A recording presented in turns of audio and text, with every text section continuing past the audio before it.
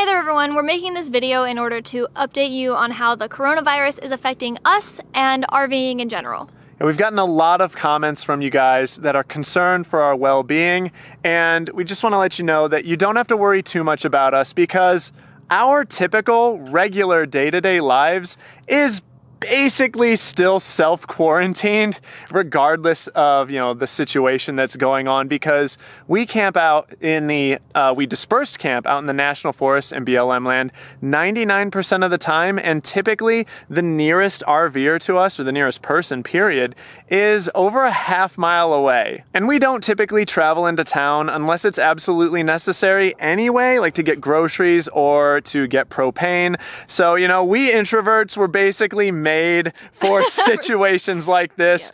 Yeah. Our day-to-day lives are self-quarantining. Don't worry, we got this. Just so you guys are aware, this video has been filmed on Sunday, March 22nd, which means it's kind of sort of a live update. Some of this information may be just a little outdated considering that this video isn't going up until Thursday this week.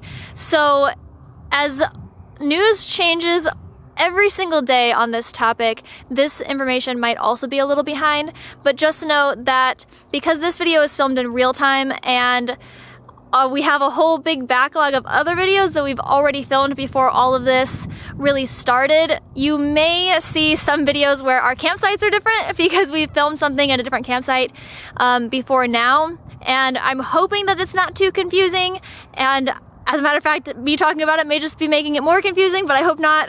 So just know that this video is sort of a live update, and the videos that you'll be seeing after this one will be things that we filmed like a month ago. As the situation progresses and starts to affect us and other RVers in the future, we will probably be making more update videos, and those ones will also be as close to real time between the time it gets filmed and the time it gets uploaded as possible. So just try not to get confused if those videos are in a completely different campsite and then our videos after that jump back to like this campsite or something. So yeah, hopefully you're not too confused.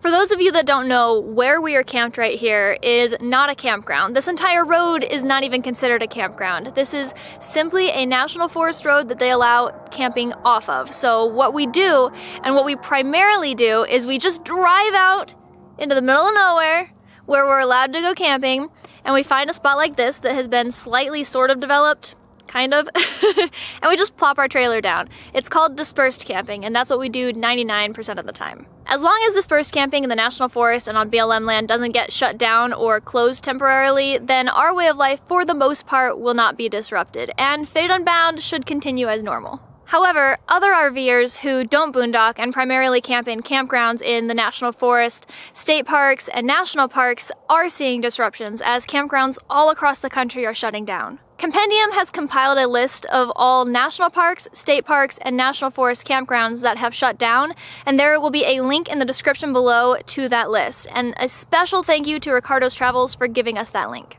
We've read that there are an estimated 1 million full-time RVers in the United States, and we're wondering, as these campgrounds continue to close, where are they all gonna go? Our heart goes out to our fellow full-time RVers, as we feel that as campgrounds continue to close, it may be really hard for them to find somewhere. Full-time RVers, a lot of us don't have a home base. This is our home. We don't have a house. So there's nowhere to return to, no like shelter in place to go to. We even have friends, Justin and Rose, who are currently camp hosting at a National Forest campground in California, and their entire campground was closed down. It's our understanding that it's completely empty now. Thankfully, though, they were able to stay at their site for the duration of their original camp hosting contract, and they have full hookups, which is really nice. But they are not making the money that they originally planned to get from their camp hosting position. However, thankfully, they are eligible for unemployment, which is still nice. And speaking of layoffs, we really feel for everyone that has lost their jobs because of this. Restaurants, bars, anything that has to do with travel is getting hit so hard right now, as companies all across the country are closing down as long as this whole situation is going on. Jenny's dad actually is a restaurant employee, and his restaurant shut down and he is now unemployed because of that. So we are even feeling the effects of the coronavirus in our family as well. However, Jenny's dad has a number of respiratory issues, and this virus attacks the respiratory system primarily. So we're actually looking at the silver linings of his layoff, and we know that since he is going to be staying home now and not interacting with a lot of people in public, that he's actually a lot safer now. Some of you may be wondering exactly how are these shutdowns affecting us, and quite frankly, over the last couple of years, David and I have been looking forward to visiting some of the most iconic national parks in the nation, and one of those we were actually going to leave to go and visit this week.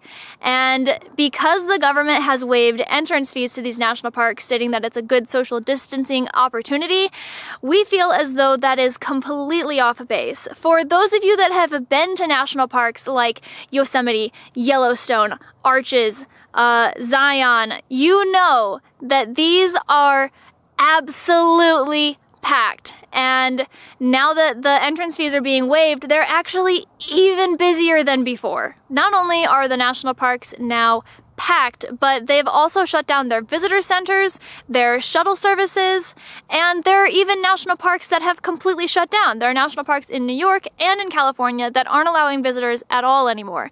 And now, before I get into this next part, this is literally just our opinion on what we feel is probably going to happen if things continue to get worse. And we feel that if things do continue to get worse, that the national parks all across the country are going to shut down. So in our honest opinion, now is not the time to be visiting national parks. So because of all of this, we are going to put off visiting these national parks that we have had on our bucket lists for years.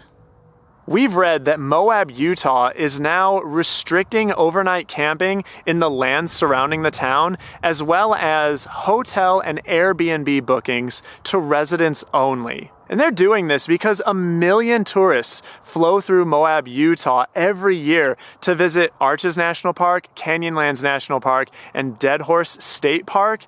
And they only have 17 ICU beds at the hospital in the tiny town of Moab. And so the mayor made these restrictions because, they're afraid that if all these tourists are still coming to Moab, that those ICU beds and the hospital system there in that town could get overwhelmed incredibly quickly, and they want to look out for their residents first. And we completely understand that. To us, it makes perfect sense. And because of that, we feel like the towns and the counties that are surrounding other major national parks are going to follow suit and could be closing and restricting tourism through those towns as well. Most national parks are sort of out in the middle of nowhere, and the only towns that surround them are small towns like Moab that don't have large hospital systems that can accept and treat tons of people.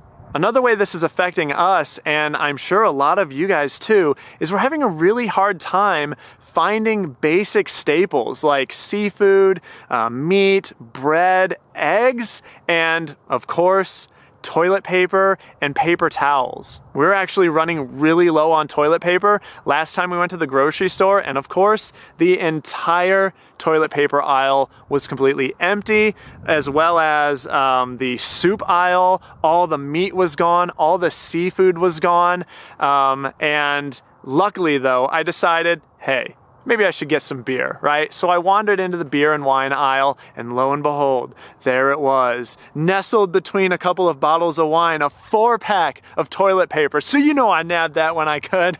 I'm pretty sure that was the last pack of toilet paper in that entire store of Walmart.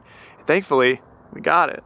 But this whole shortage of supplies at grocery stores has us a little worried, because even when we are able to find what we need, we're not able to stock up on it like many people are. Our trailer only has an 8 cubic foot fridge and freezer, and our pantry is very small. So even if we could stock up, we could probably only get 2 or 3 weeks worth of food and maybe the same amount of time of toilet paper before we just completely run out of room. And we're in Sedona, Arizona right now, and I actually just drove up and down some of the national forest roads in this area, wondering if it's still as busy here as it usually is, because Sedona is pretty similar to Moab, Utah, in that just a ton of people flow through it to, enjoy the awesomeness that is here. And sure enough, the camping areas down these various national forest roads are still packed. So with the restaurants and bars being closed in this area, like they are in a lot of the nation, that's just really exacerbating the food shortages in the grocery stores. People can't go out to eat, but they got to eat somehow, so they, grab up food that's in the grocery stores. We're not afraid of national forests shutting down dispersed camping like this because this is basically the perfect social distancing. I mean, there is no one camped close by here. And as long as those avenues remain open, we will always have a place to stay, we will always have a place to camp, and continue our natural introverted ways of self-quarantining.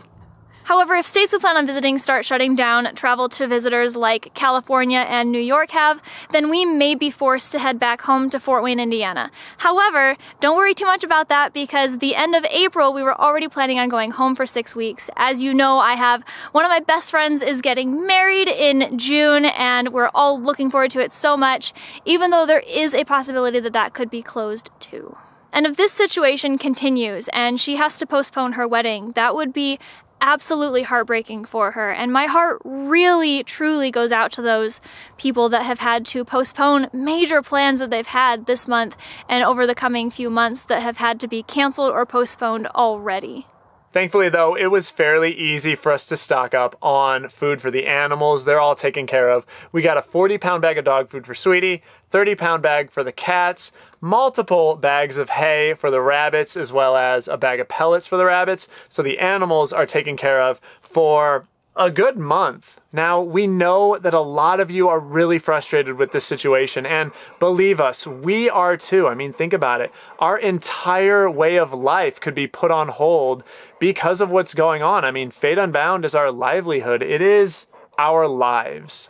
And many of you are upset that the way that governments are reacting to this is an intense overreaction, but when millions of lives are potentially on the line, I prefer an overreaction to an underreaction. And, there's an old saying that says, you can't direct the wind, but you can adjust the sails. And that is exactly what we're going to do.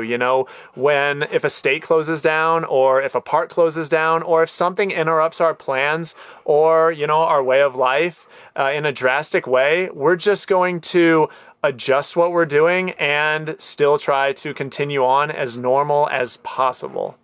Okay, yes, I love you, sweetie. I love you. Social distancing. I know, but jeez. Come on.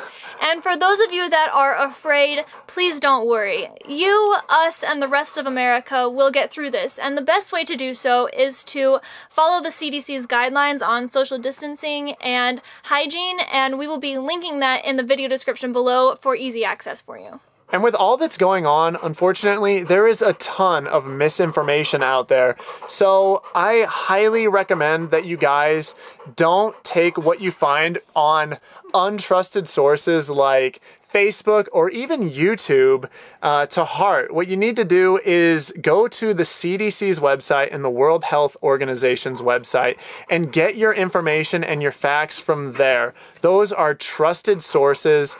But please do not follow everything that you see on the internet and take it at face value until you yourself have fact-checked it with the CDC or the World Health Organization. And again, we'll be linking direct links to the CDC's website and the World Health Organization's website. So you guys can just click right there and get your information straight from the horse's mouth, right from the experts. But again, we will be posting live update videos like this one as the situation progresses, just so you guys are kept informed on how it is affecting us and other RVers. But for the most part, we are going to be trying to keep it business as usual with an RVing video every Thursday. And if we're forced to stop traveling, we're just going to head home to Fort Wayne, Indiana and hunker down with family until this all blows over. And, if we're forced to stay there for a number of months, then we'll just work on updates to the RV that we've been planning on for a while now and just putting off because, you know, it's sort of difficult to do while you're on the road. Oh my goodness, sweetie. If you guys have any questions about how this is affecting us or other full-time RVers, then please leave those questions down below. We will be doing a Q&A soon, answering all of those questions to the best of our ability. But as for right now, that is all we have for you guys. So we will call it a night and catch you guys next time. Stay safe. Bye.